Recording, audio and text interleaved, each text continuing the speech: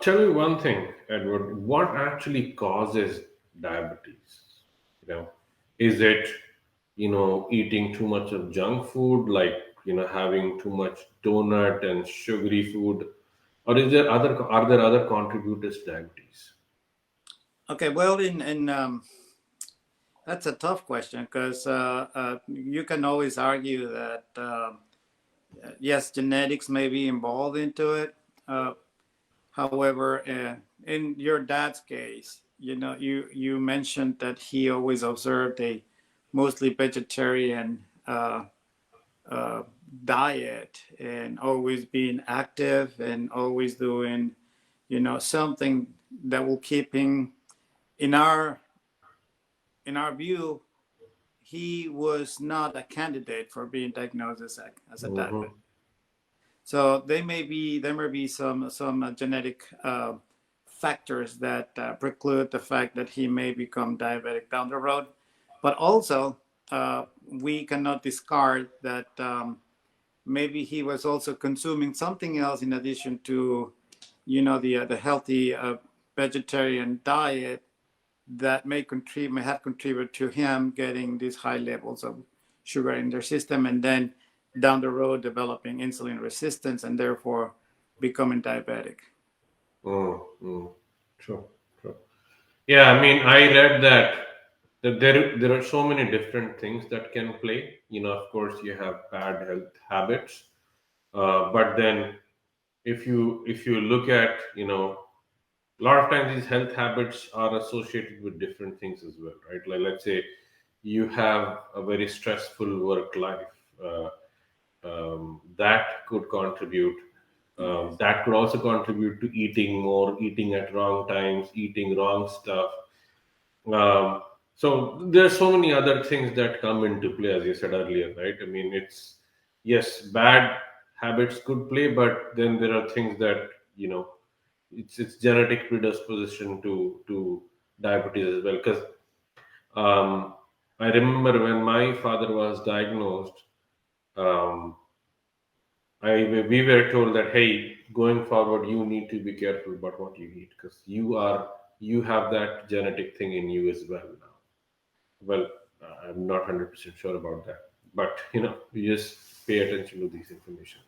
Now, Yeah. tell me, what are the different kind of diabetes, and Okay. are Yes. there diabetes that are more lethal versus non-lethal? Well, there is type 1 diabetes, which is normally an onset in early childhood, and it is characterized by patients not being able to produce insulin to actually protect them from having high spikes of blood sugar. And therefore, unfortunately, I think we have made some advancements, in the medical care now that has helped us kind of, extend the bad prognosis of type 1 diabetes. In the past, people with type 1 diabetes would not live over past 30 years of age.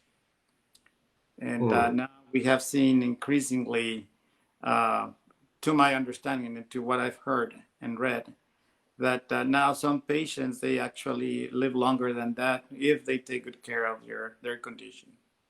Hmm. There is type 2 diabetes, which is the one that we are mostly focusing on right now in lieu of the pandemic that we're living, where obesity has become the norm, where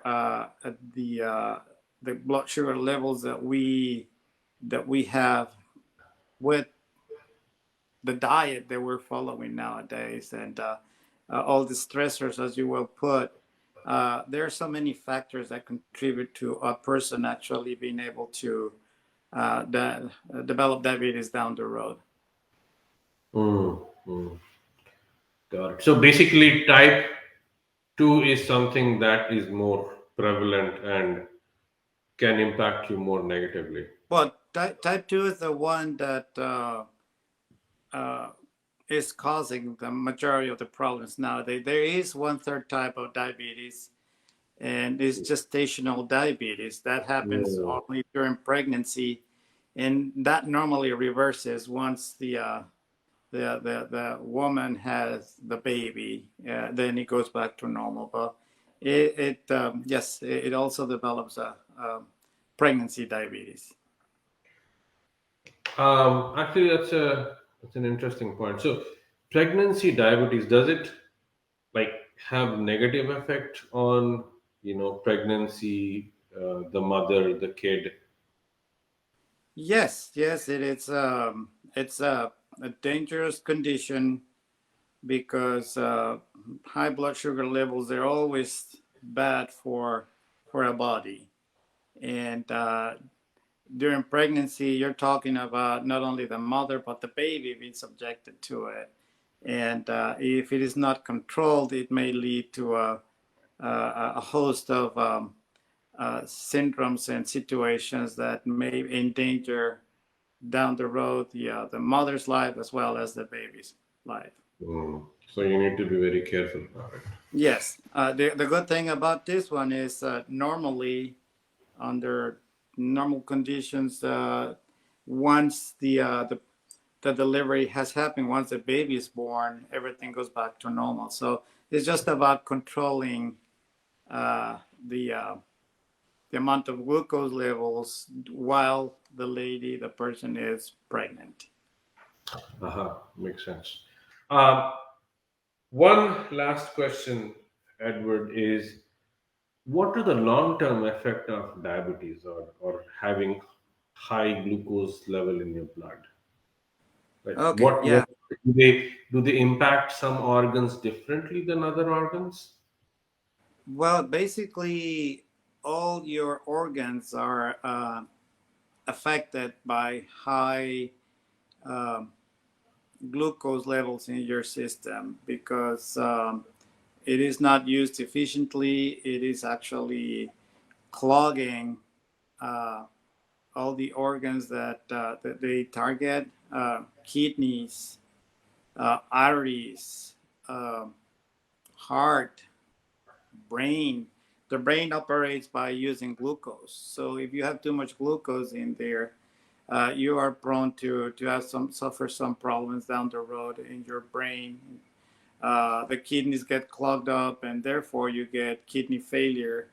Of course, the pancreas, if you're not producing enough insulin, it can be inflamed and you get pancreatitis. And your liver is not able to store, you know, the unused glucose into its, confines by getting turned into glucagon. And then it is all sorts of problems having too much glucose in your system without control.